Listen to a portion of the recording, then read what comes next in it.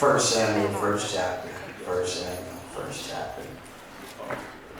First Samuel, first chapter. A little bit more reading than normal, but like I said, we're going to touch on this story, but we're going to do something a little bit different today. So y'all just bear with me. This is something that the Lord laid in my heart because I really believe that church should be about healing. It should be about teaching, but it should also be about healing. And so after we learn, then we want to go straight into a healing place. Verse number 1. There was a man named Elkanah who lived in Ramah in the region of Zoph. I'm reading out of New Living Translation. In the hill country of Ephraim. He was the son of Jeroham, son of Elihu, son of Tohu, son of Zoph, of Ephraim. Elkanah had 2 wives. Somebody say 2 wives. 2 wives. Hannah and Peninnah. Peninnah had children, but Hannah did not. And each year Elkanah would travel to Shiloh to worship and sacrifice to the Lord of Heaven's army at the tabernacle. The priests of the Lord at the time were the 2 sons of Eli, Hophni and Phinehas. On the days Elkanah presented his sacrifice, he would give portions of meat to Peninnah and each of her children. And though he loved Hannah, he would give her only one choice portion, because the Lord had given her no children. She didn't have any children, family. So Peninnah would taunt Hannah and make fun of her because the Lord had kept her from having children. Year after year, it was the same. Peninnah would taunt Hannah, and they went to the tabernacle. Each time, Hannah would be reduced to tears and would not even eat. Why are you crying, Hannah? Elkanah would ask. Why aren't you eating? Why be downhearted just because you have no children? You have me. Isn't that better than 10 sons? Don't that sound like one of us foolish men talking here? Sounds just like one of us. Amen. Let's jump from verse 8. Let's jump all the way down to verse number 19. The entire family got up early the next morning and went to worship the Lord once more. Then they returned to Ramah. When Elkanah slept with Hannah, the Lord remembered her plea, and in due time she gave birth to a son. She named him Samuel, for she said, I asked the Lord for him. The next year, Elkanah and his family went up on their annual trip to offer a sacrifice to the Lord and to keep his vow. But Hannah did not go. She told her husband, wait until the boy is weaned. Then I will take him to the tabernacle and leave him there with the Lord permanently. Whatever you think is best, Elkanah agreed. Stay here for now, and may the Lord help you keep your promise. So she stayed home and nursed the boy until he was weaned. Then, when the child was weaned, Hannah took him to the tabernacle in Shiloh. They brought him along a 3-year bull for the sacrifice and a basket of flour and some wine. After sacrificing the bull, they brought the boy to Eli.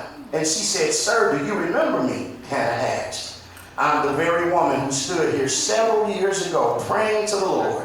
I asked the Lord to give me this boy, and he granted me my request. Now I am giving him to the Lord, and he will belong to the Lord his whole life. And they worshiped the Lord there. Family, I want to talk to you from this subject, parental faith. All right. Parental faith. Those of you who are mothers, I want you to think back for a moment to that time when you first realized that you was going to be a mother. All right. I want you to think back to all the planning, all the preparation, all the excitement, all the news, all the conversations that was leading up to the arrival of this child. I want you to think about all the friends, the well-wishers, the ones who had come out from near and far to tell you congratulations on your newfound child that God has blessed you with. For some of you, it was the sonogram. That was the first clear picture, Marsha, that you got to breathe when she was getting ready to come into this world. And to me, family, being a father, that was the first time that I actually could see a child that had my features and that looked like me, and looking at that sonogram kind of made you step from out of a place of not knowing to walking into a world of reality. Because you can be pregnant and all these things and going into your first trimester and second trimester, but it's not until you look at that sonogram when you start seeing the child's heart beating, you start seeing the images of the child, that you really know that this thing now is real. Y'all talk back to it. I can remember when me and Tanya, when we first went, when Janae, who was our third child, was born, and we went there, and we're all excited. We got into the hospital, and the doctors, we've gone through the sonogram, and we've gone through all the motions, and then the doctor was looking at the sonogram kind of puzzled. And as she was doing the sonogram, she kind of looked over, and she looked at the sonogram, and then she looked at us, and she looked at the sonogram, and she looked at us.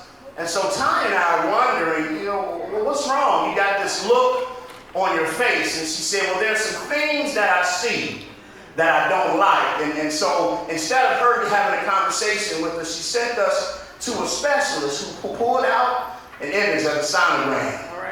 And then we looked at the sonogram, and the sonogram, you could see that there looked to be some deformities going on there. I wasn't a doctor, and I definitely wasn't a nurse, and had no experience in the medical field, but even I could tell that something just wasn't right.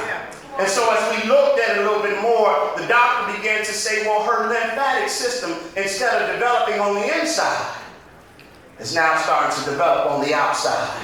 And so then it went from this whole place of being ecstatic and this whole place of being excited and this whole place of all this joy to us now wondering, what in the world is going on? And you have to be a parent. Any other parent in here ever went through something like that? You have to be a parent when you go from that place of knowing that all things are about to be well to now to go into a place of unsurety. And so now, beloved, instead of us planning parties and planning all these great things we were getting ready to have, we trying to plan on how we going to keep ourselves together. Because there's nothing like the joy, Chris, of getting ready for this new baby, and we had her room put together, we had her crib in her room, and we had her balloons in her room, and we had her stuffed animals in her room waiting for her to come home. My God. And then day 1 went by, she couldn't come home. Day 2 went by, she didn't come home. Week 1 went by, she couldn't come home. Week 2 went by, couldn't come home. Then on day number 12, she went home, but she didn't come home. And so it was during that time, beloved, that God showed me that when He's moving, I don't care what kind of plans you've made. I don't care what kind of order, what kind of business, or what kind of party you have organized or assembled. When God says that I'm moving this way, then God's moving this way. You can have a made up mind that we're going to do things like this. It's going to look like this. It's going to be like this. But guess what? When God says this is not what I have for you right now, you got to be okay with that. You have to be okay, because Shonda, in everything that God was doing, He was teaching me a lesson, because most of us in here, we can't operate unless we're in full control of the situation. And when the doctor stepped in the room, he let me know that you're not in control of this. And it was that doctor who told me, but it was this doctor who showed me.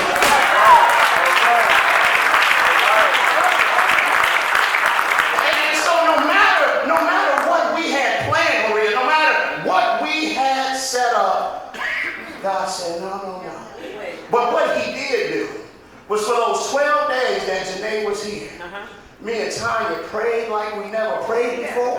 We believed like we never believed before. We trusted like we never trusted before. I went through a bottle of oil anointing her belly from from top to bottom, from left to right, from east to west. But guess what? God said in the midst of all of this, this wasn't about Janae. This was something that I needed to happen to bring the two of you closer together, because as you get ready to move and progress farther, you're going to need to know what pain feels like. And family, God don't let you choose what your pain gonna be. I wish I had a church over here today. See, but you gotta be okay with the pain, because out of every pain that God allows to happen in your life, if you just stay there and be patient, after the pain gonna come a blessing. After the pain gonna come an opportunity. After the pain gonna come something much greater than what you ever thought. But you gotta be all right with going through the pain.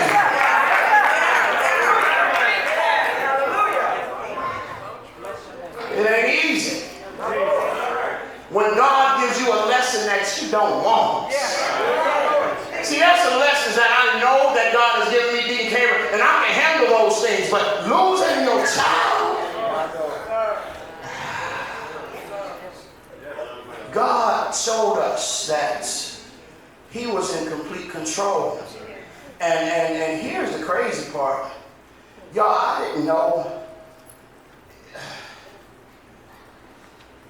You know how you don't even know what you're ready for? Huh? There's a lot of us in here right now who've had children. We wasn't ready. That's right. That's right.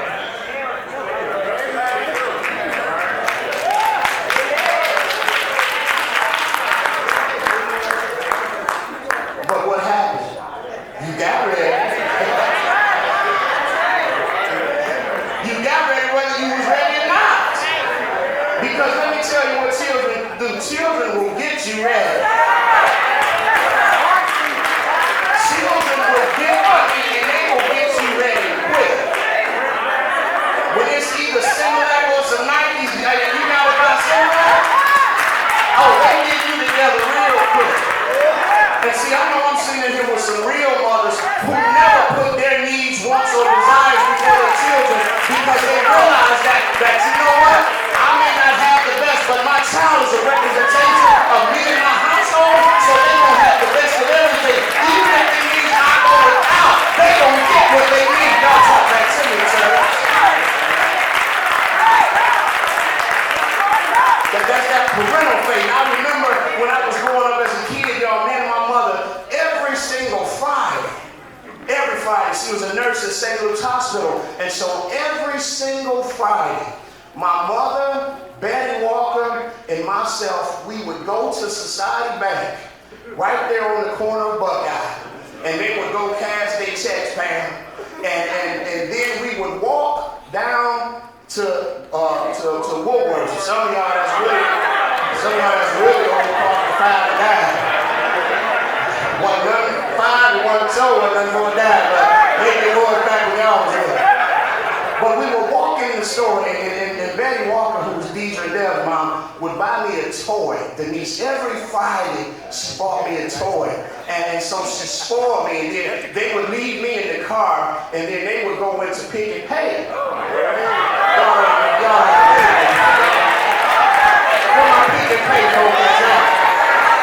Y'all stop buying like all piggy wig. Y'all don't know nothing about no piggy plays. You don't know nothing about no piggy plays. And they would go in there, and I'd be sitting in the car playing, right? And then they'd come out, and wait a minute, I had a reason for telling this story. What was the reason?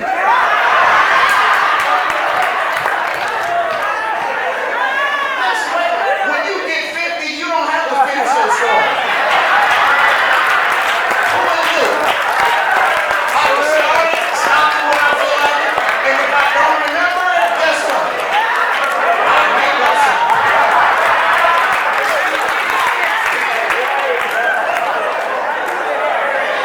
Y'all remember that first day of school you had to drop your child off? Anybody remember that? How did you feel? Cried? Hurt? Didn't want to let it go? Worried who was going to do something to him? And do y'all know that's when we will, as parents, fight kids?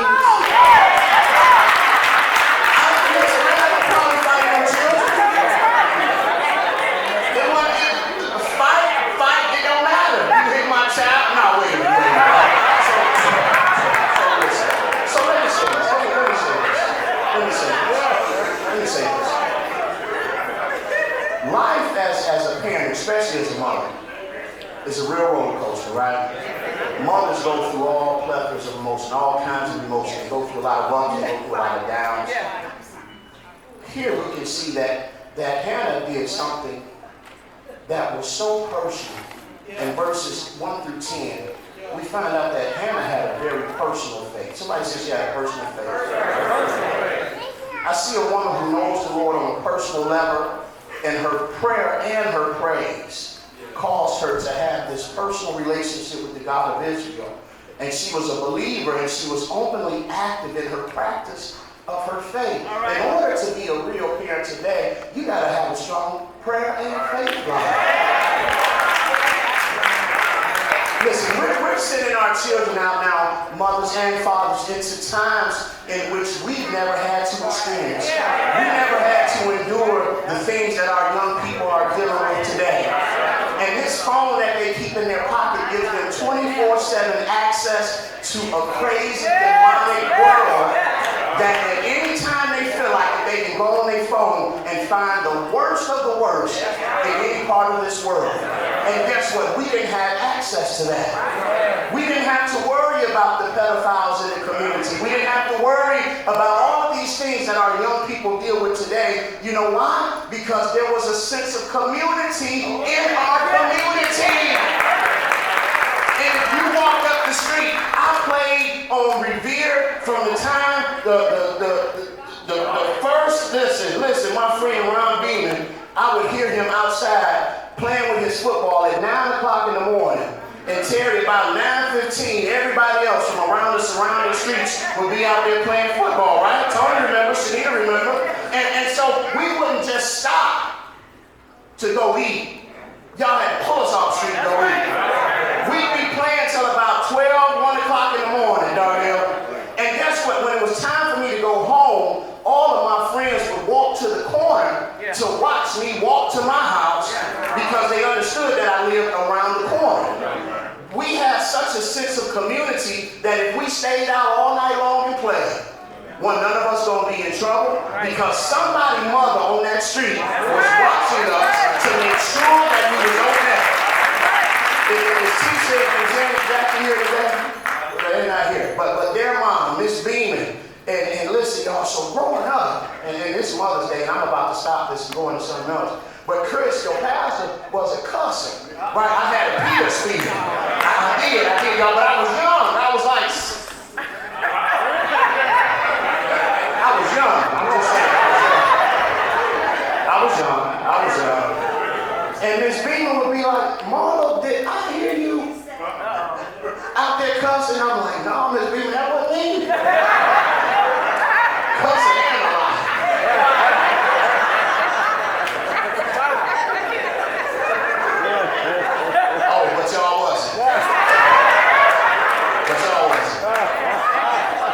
When we was younger, we did all kinds of stuff.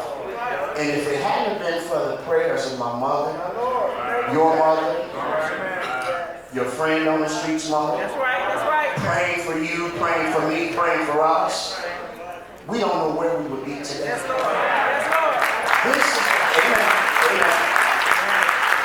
This is why it's so important that we, in our churches, we don't ever forget things like mother's boards.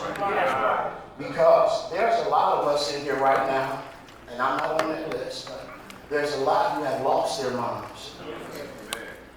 And some have lost their moms at a very early age.